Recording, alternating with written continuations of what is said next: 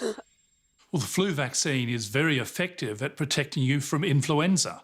That's an annual infection, especially of the respiratory tract, the nose, the throat and the lungs, and it's an infection that's easily preventable by a safe and effective vaccine. The influenza virus is amazing. It's an RNA virus like coronavirus, so it can mutate quite quickly. Even in the course of a week or two, it can change. And sometimes it mutates so fast, it mutates actually in your body while you're sick, and it's multiplying in your body. On average, 3,000 Australians die every year from flu, so it's a disease worth preventing.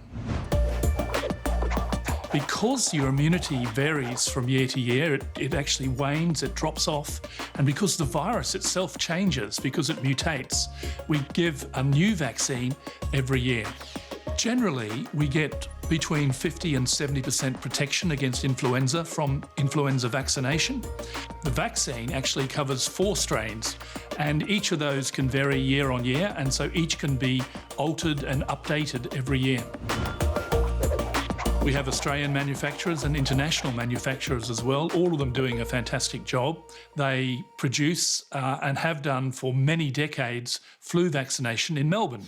It was done by CSL, now called Seqirus, and that vaccine now is available in a new form, which is called cell-derived. That simply means that the virus is now made much more accurately than the way we used to make it. We used to make it in eggs, hen's eggs, and there are still vaccines available made in hen's eggs.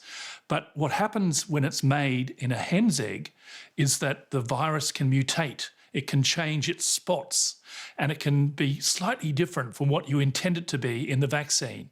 So by growing it in a mammalian cell, you can get an exact copy of what you want to be in the vaccine, consistent with what is recommended by the WHO. When we're developing the vaccine, it's actually grown in dog kidney, what's called immortalised. It's cell line that's been going for years and years and years. So it's not as if an animal has been sacrificed. It's a cell line that's been established for about 50 years, and it's immortalised, so it just keeps dividing. And we use that because it's sterile and because we know we can grow flu virus in it. The new vaccine is likely to be a much better match to what the WHO recommends, and because of that, we may be able to get higher levels of protection than we would otherwise do. It's new technology, it's been proven in millions of people to be safe and effective, so it's something that we welcome. What's happened in the last 2 years is that because of all the restrictions on travel and social behaviour, we haven't had flu seasons for 2 years. And people forgot to get vaccinated last year in 2021, including me. I had my COVID vaccines and forgot to get my flu jab. So there's a lot of people who haven't had a jab in 2021 who should be getting one, and a lot of people who will benefit from the jab because the level of immunity out there is much lower because they've not been exposed since 2019 to a flu virus.